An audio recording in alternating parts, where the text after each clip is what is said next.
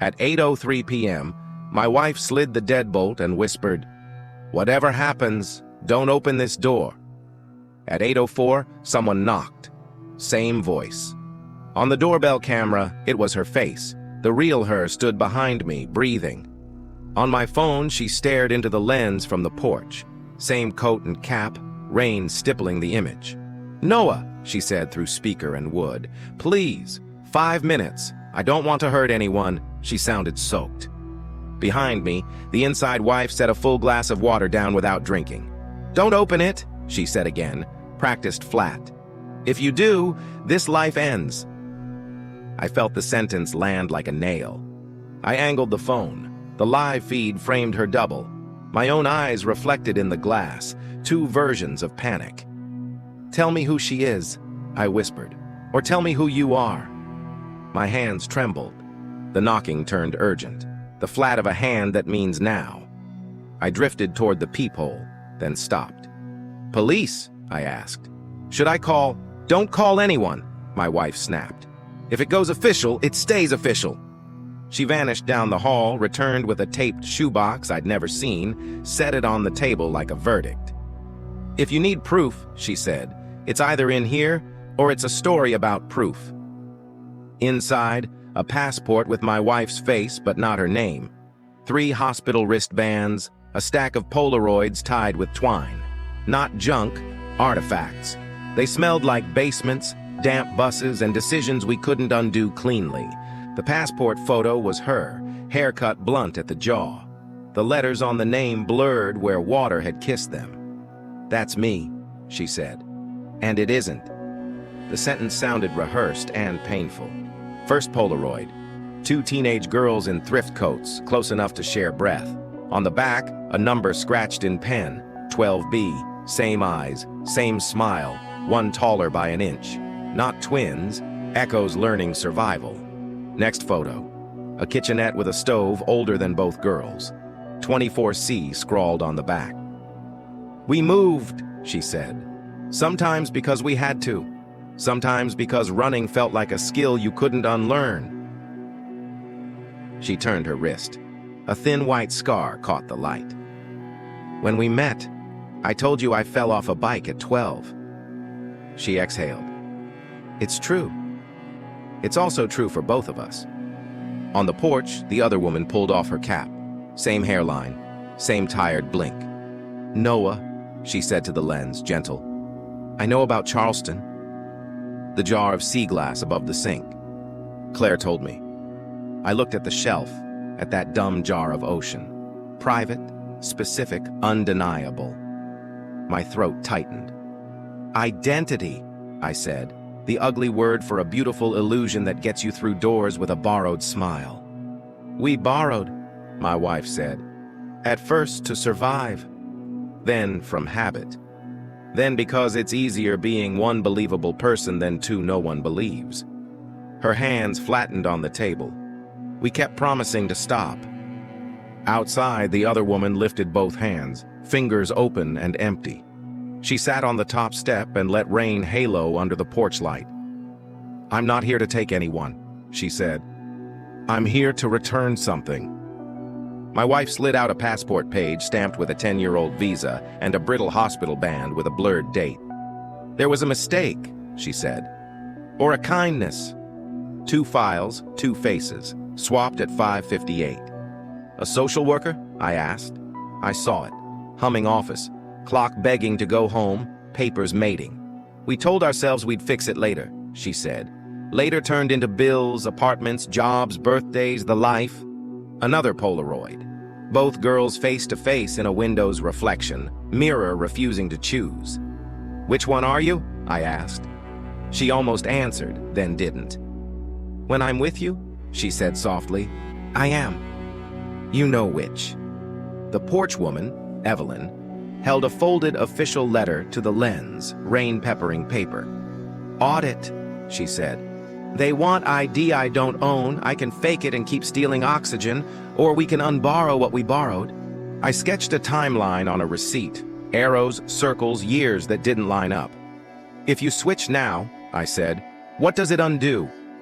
"Not just names," my wife said. Everything that grew from them: marriage, lease, paycheck. We stood in the dark hallway, listening to our parallel lives breathe through a door. "If I open this," I said, "do we break or heal?" "Both," she said. "That's how truth works when it finally catches." The camera caught Evelyn watching the sky, waiting for instructions. No more knocking, just rain, porch light, and a woman trying not to be a threat while asking for a future she could sign correctly. My wife unspooled the years, rolled coins for bus fare, managers who said kiddo, nights split into shifts. "We took turns existing," she said. "Some days I was her. Some days she was me." Rent required certainty. Thrift racks, duplicate coats, camouflage built from fabric and posture. "People stop checking papers," she said. "They start checking confidence. If your voice doesn't tremble, a borrowed name sounds like yours." Confidence convinces strangers. It travels far. An apartment mailbox wall, 2 neighboring names smudged into one. "We told ourselves nobody was hurt," she said. "But we were stealing belief. That's not nothing. Belief is how strangers let you in. Belief opens doors. A corridor in a city office, frosted glass that said, 'Records,' if you wanted it to. "We almost switched back once," she said. "Almost." Almost is heavy. It drags behind sentences and bleeds into years. The audit date circled in red ticked toward morning inside the letter. "If we wait," I said, "the audit chooses for us." "And audits don't love people," she said. "They love lines, boxes, perfect rectangles."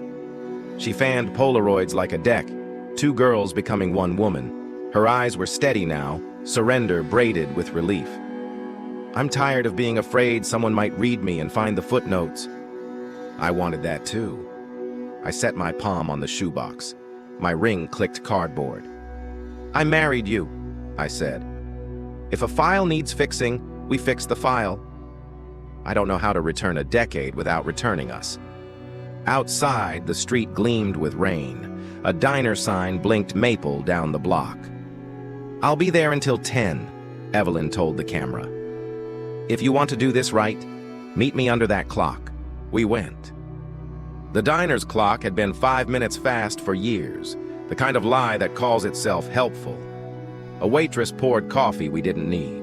Silverware chimed against plates like tiny alarms no one respected. Evelyn sat beneath the clock, cap on the table, eyes careful. She looked like my wife in the way a song sounds like a memory. Close, familiar, but clearly from a different room with cooler air. We slid into the booth across from her. The shoebox kept a seat like a witness. No one reached for coffee. Steam did the talking, curling into question marks that disappeared before they could become answers. For a long moment, 2 similar faces studied each other, same jaw, same blink, and refused to flinch. "I won't take him," Evelyn said. "I'm here for the name and the debt attached to it." No one blinked. "Names are threads," my wife said. "Pull one, the sweater knows." Evelyn nodded. "Then we'll pull together in public so it doesn't strangle you later." The waitress pretended not to watch, clock pretending not to rush. We exchanged a folded form, no legible text, and pens that felt heavier than ink. My fingers shook. Hers didn't. The line for signature was short and impossible. Some decisions are cliffs disguised as paperwork. The line shook. Rain scribbled down the diner window. 3 silhouettes leaned toward a future none of us could afford and couldn't afford to avoid. Somewhere a bus sighed. Somewhere the audit stretched and checked its teeth. We all kept breathing. Back home, 2 passports lay on the dresser under a lamp's quiet. 2 lives side by side, refusing to fight, learning to share a mirror without erasing the history neither wanted to admit aloud. We left them there. I opened the front door to the night the way you open a book's last chapter. Slow, careful, ready to stop reading if the ending lies. The porch light hummed like it already knew our names. On the couch, we held hands. The shoebox rested like a neutral witness. "I don't want to lose us," she said. "I want us to be real." If it were you, Which honesty would you choose?